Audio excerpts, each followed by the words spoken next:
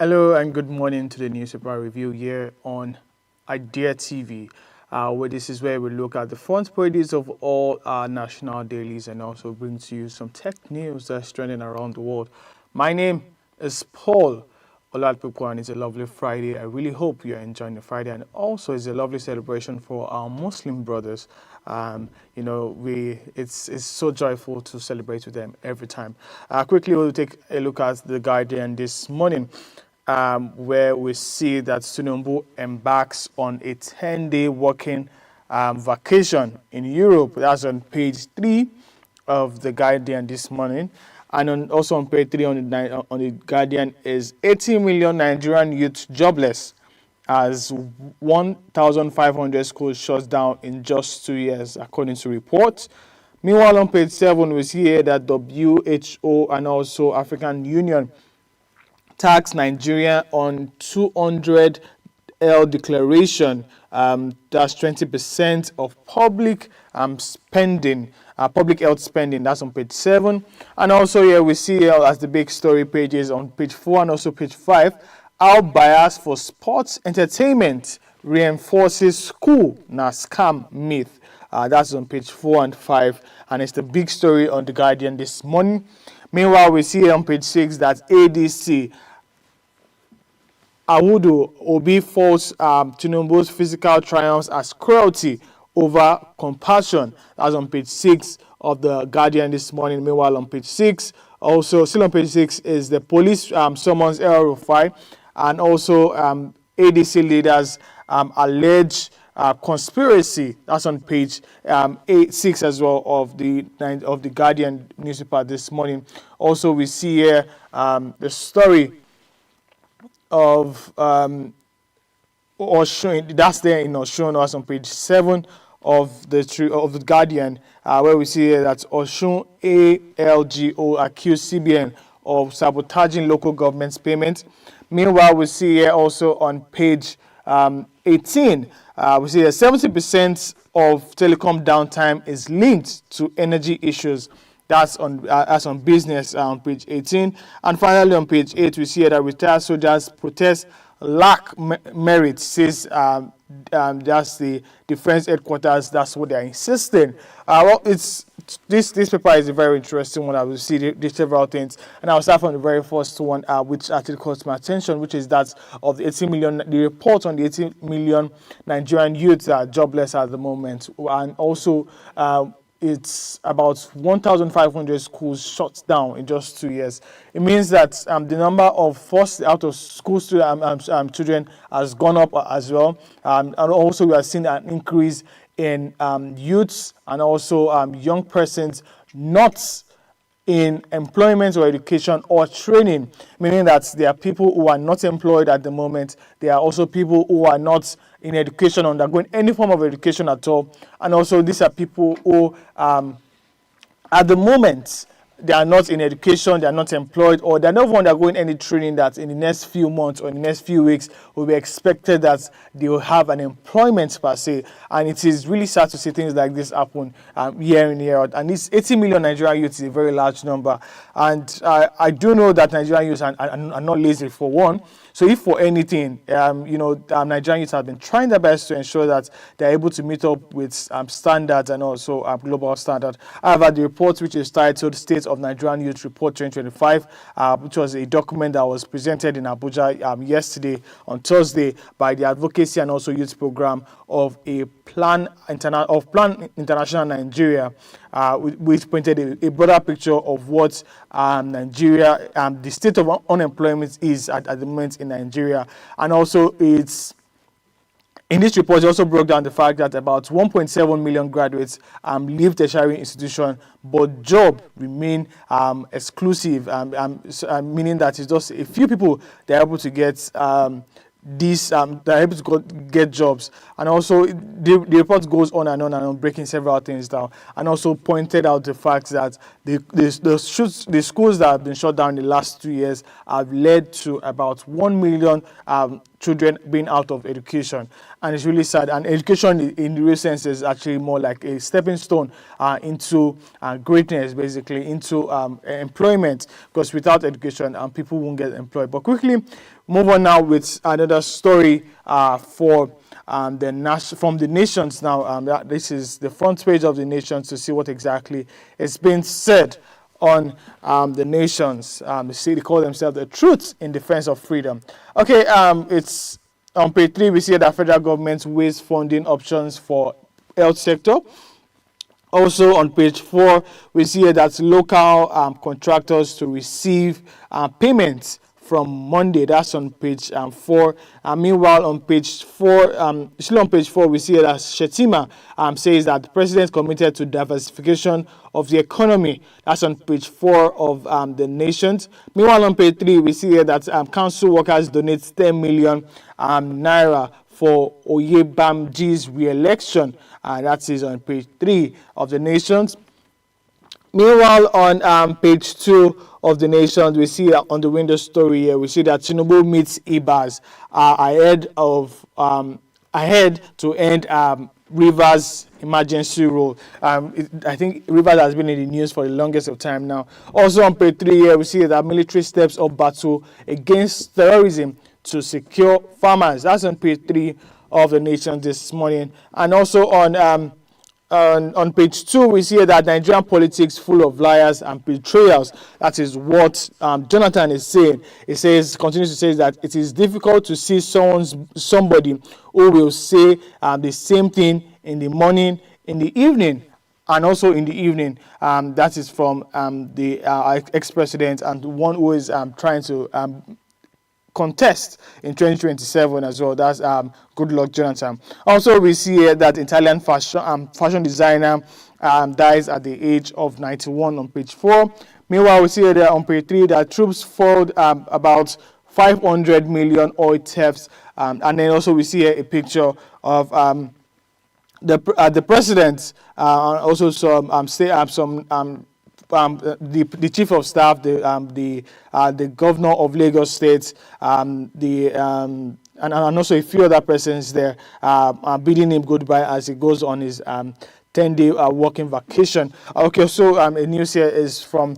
I guess I mentioned that, and I'll just highlight starting from that, actually, talking about military steps of battle against the terrorists to secure farmers. It's no news that over the years now that terrorists have been attacking farmers year in, year out, and leading to increased rates of food insecurity. And when we're talking about food insecurity, also, I think sometime last week as well, it was in the news about how Nigeria faces a triple threat when it comes to malnutrition. And I think I also broke it down to the fact that malnutrition can be in several phases. It could be undernutrition, it could be malnutrition, and also it could be eating hunger, where you are feeding, right, but you are not getting all of the nutrient that is needed. And so it's it's not news that over the years, over the last 8 years or thereabouts now, farmers have been year in, year out, month in, month out, facing issues as regards going to their farm to farm. And again, if farmers do not farm, there's no way we're going to get food on our table. So basically, they are the ones that put food on our table. Although we try to do our best to put food on our table, but it's actually the farmers that do the real work when in the real sense of things. And now we'll move on now to the Nigerian Direct News. This is Nigerian News Direct rather, to look at what the front page is saying. At the moment, it says again, Tinubu jets out of Nigeria for 10-day vacation. Also, we see that on page 13, IGP names Udeyi as new first PRO. And also on page 2 of News Direct, we see that FIRS, that's the Federal Inland Revenue Service, approves e-Transact for nationwide invoicing. That's on page 2. Right there. Meanwhile, on page 5, we see that Gateway International Airport secures Nigeria's first aerodrome operational permits. That's on page 5, and I guess that's good news to the citizens of Ogun State there. Also on page 3, we see that we are withholding intelligence. That is what is being said. We are withholding intelligence of bandit hideouts from security agency as APC tackles Zamfara governor. Well, I guess at this moment now, anybody who has intel should actually share. Also, on page 3, we see here the story of Goodluck Jonathan once again coming out to say that I was betrayed during a 2015 election defeat. That's on page 3 of News Direct this morning. And also, we see a picture here of the governor of Ondo State and also the Minister of Art, Culture and Creative Economy, Honorable Anatu Musa Musawa. Which is a very good one. But well, let's quickly look at what all of this news entails for us. Meaning that I'll take for Ogun State quickly, where we see, Ogun State has been in the news over the last few weeks as regards opening airports, as regards ensuring that people know who they are, as regards increasing their state revenue, and also this airport is one of such that Ogun State has in plan. And it's really good to see a state like Ogun State actually owning up, because Ogun State has a very land-mass. Ogun State has a large number of industry, and obviously with the airport it helps to bring it helps to bring more income into the state, and also increase the economy of the state, and also increase the state of what the state actually looks like. Now, that's actually very funny looking back at what I said. But it's basically the very first step of getting their airport has been secured, and we were expecting expansion from there. It shouldn't just stop there. And I do understand that the Akpabio stem is actually going to run to an end in the next 2 months, but there should also be continuity in the real sense of things, so that even after now, when Dakpabio don't leave seats, there's somebody to continue the good legacy that he has started. He's starting a good thing, and hopefully he's able to finish it before he leaves office. But if he's not able to do that, we hope that whoever comes after him is able to continue in his good steps. We're going to a short break now. Once we return, we'll continue with our front pages. This is the newspaper review, and my name is Paul Oladikpo.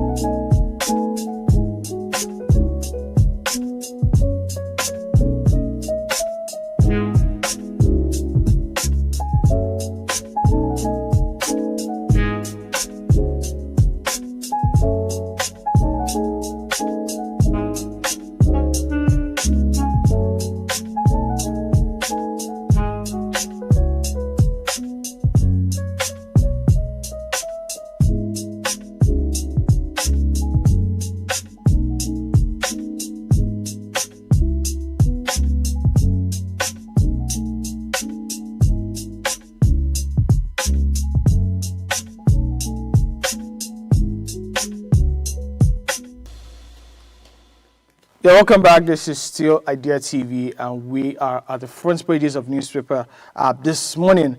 Now we're moving on to the Punch newspaper to see what exactly is going on. We see here on page 18 of the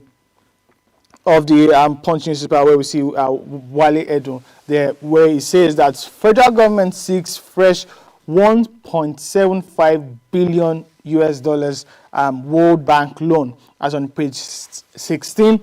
And on page 13, we see that new parties seek registration surge to about 171 parties. That's on page 3. And also, Jonathan Blaze betrayal for 2015 election lost, on page 12. Also, we see that Osun LOGO and alleges CBN over local government account signatories. And also, on page 16, we see that train derailment sparks NRC reorganization. Meanwhile, on page 4 and 5 of the Punch newspaper this morning, we see that panic as 5 bodies found along Lagos riverbank. And on page 23, we see that WAEC mandates 250 computers and also CCTV for schools. As that's following, looking forward to 2026 WAEC. And also, we see here on page 2, where we see Afenifere Northern leaders demand state police amend delay, and that's on page 2. And also the riders here, we see that federal government defends delay and says security reforms under due process framework with states. Also Afenifere, MBF, and also PANDEF insist state policing overdue as northern leaders press for action. And also we see here, a photo gallery basically of several countries as they celebrate, and also which are Muslim faithfuls across the world are celebrating Eid Molad. I guess that's the birth of the Prophet Muhammad. It's a very interesting one to see them celebrate like this. Well, quickly, I'll break down the summary of what WAEC is actually seen as regards CBT in 2026. So one of the things that has been said by WAEC is the fact that come 2026, all exams are going to be computer-based with no options, meaning that all students are going to be registered in schools, but WAEC will give them centers. So meaning that I could register in my school, however, I will have a center where I'll be writing my exams. Also, WAEC says that schools that are ready to use, that are ready to be used as WAEC or also CBC centers should notify them as soon as possible. And also, they said that objective exams are going to be fully computer-based exams, as 3 papers will be written in one day. Also, we see here that theory, essay, and also theory papers will be done in the school halls, and also the questions will be projected to the students. So basically, there will be no question paper that will be given to them, but instead they'll be given to them answer scripts. And also practical exams would be center-based, and teacher that would guide the students must be an IT compliance teacher, meaning that teacher must know how to operate a computer. And also, they also put a clause to it as regards non-mandatory schools to start purchasing computers for this effect, because with or without the school's readiness for the examination, the exam must be conducted for each of the awards. And also, they also say that schools who meet requirements as to be used as exam centers are going to be paid for WAEC, by WAEC rather, even though the candidates as well will also be beneficiaries of such. And also, they say that with just 50 computers, schools can be considered rather as a CBT center, and which is a very lovely development following all of the delays that happened as regards transportation of papers and all of that. Sometimes this year, when students were writing exams for this year. Today is September 5, and now we're moving on to the national, to the Daily Times, to see what exactly is being said. Once again, now we see Jonathan on the front page again, saying that I witnessed a lot of betrayal during 2015 election. That's what Jonathan is saying yet again. And also we see that UNICEF confirms receipts of $300 million naira pledge, also a pledge of 1 million from Bauchi government for CNF. And also we see here on page 5 that both mishap. Labour Party demands robust legislation and also stricter regulation of waterways. Meanwhile, on page 11, we see here that Nigeria seek economic diplomacy agenda, economic diplomacy agenda to empower women and also youth. That's on page 11. I mean, this is a good development as regards the number of unemployed youth that we have at the moment. Also, we see that troop arrest over 62 terrorists in 42 villages just in August. That is what the Defense Headquarters is saying this morning on page 6 of the Daily Times. Also on page 11, you see FRS and also police strengthen synergy for safer roads in Lagos and Ogun State. That's on page 11. And on the big story, I see that FG to commence payments of debt owed local contractors. That's what the Deputy Speaker is saying this morning. I guess those who are familiar with how the government works, you would understand that usually these local contractors are usually given a contract and are expected to carry out the contract with their money, basically with funds from them, while they awaits the allocation of funds and also the bureaucracy of signing all of those documents to get their funds out to them. But however, over the years now, we've seen that some of these contractors are being owed for a long period of time, and others in small amount, in large amount, and they had gone for a protest. I mean, one of their placards here at the protest ground is saying that 2024 capital project is still the first renewed hope agenda budget. Why not delivering? Meaning that already this has been carried out already. Probably it must have been signed, but however, they have not been received their money. So basically, the Deputy Speaker now is coming out to say that okay, we've heard your cry as the good government that we are, and now we're going to release what is being owed by you and by us rather to you, and meaning that starting from today they should be expecting to see payments. And I hope that all of the Indigenous Contractors Association of Nigeria will come out and also start saying that they've received their money, so that there's also checks and balances, and also journalists will also do that job and also fact check all of these things to ensure that everyone is happy at the end of the day. Moving on now to the Nigerian Tribune to see what exactly has been said. On the front page, we see that non-oil revenue target Obi tackles Tinubu. That's on page 5. And we see the rider here that it says wants president to suspend new tax regime. That's the tax that is meant to kick off by 2026. And also it says that leadership is about reducing burden, not creating more burdens on people. While on page 5, we see that showdown looms between Ayetiwada local government bosses as FAAC funds. Also, we see here that on page 3 that over 1,000 killed in southeast Nigeria between January 2021 and June 2023. That is what Amnesty International is saying this morning.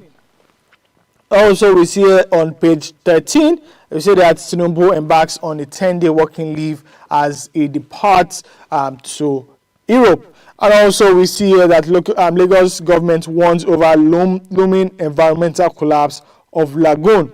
Commissioner condemns illegal drenching. That's on page 13. And also on page 10, we see that Osun ALGON raises alarm over alleged plot to divert local government funds. One CBN governor to investigate how the banks opened local government accounts with APC members as signatory instead of civil servants, and also their submission lacks merit and also should be ignored. That is what Osun is saying. Meanwhile, in Ekiti, we see a picture of Ekiti workers, the local government of council, who are donating 10 million naira to Abiodun Oyebamiji as he seeks to be re-elected very soon. Well, I guess that's all on the Nigerian Tribune this morning. It's Well, I guess there are so much of things to say. Okay, also we see that most Nigerian politicians are not dependable. Jonathan is coming out to say this again. Well, this is following his defeats in the last election where he contested, and also probably he has seen so much that people cannot be held by their words, actually when they say things, especially when they are politicians as well. And he has been in the news talking about betrayals and also talking about lies.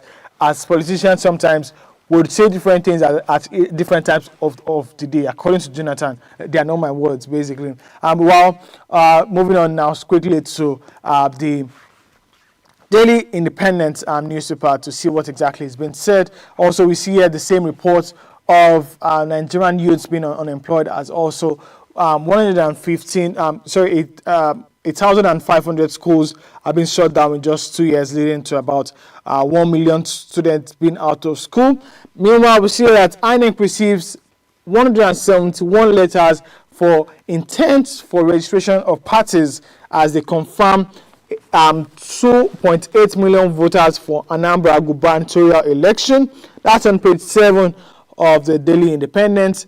And also on page 29, we see that federal government eyes 10 billion CFC of gas production by 2030 on page 29. And on page 7, we see that police is summoned police summons El Rufai as top ADC and chieftaincies also kicked back. On page 6, the defense headquarters orders protesting ex-soldiers to vacate the finance ministry premises immediately. Meanwhile, on page 29, we see that Lagos raised alarms over looming environmental collapse of Lagoon. And on page 7, we see that IGP names CSP Benjamin Udeyi as new first PRO. That is on page 7 of the Daily Independent. Also, Jonathan once again coming out to cry, saying that Nigeria's politics full of betrayals, lies. That is what Goodluck Jonathan is saying. And also we see here the story of how Tinubu heads on to Europe for working vacation, and also we see the same picture of several stakeholders right there. We have the Uzodinma, the governor of Imo State there, and also we have George Akume. Also we have the chief of staff Femi Gbajami-Amila, and also the governor of Lagos State, Babajide Sanwo-Olu. Meanwhile, we see here on the front page and also the big story there that opposition queries Tinubu's administration revenue growth claims.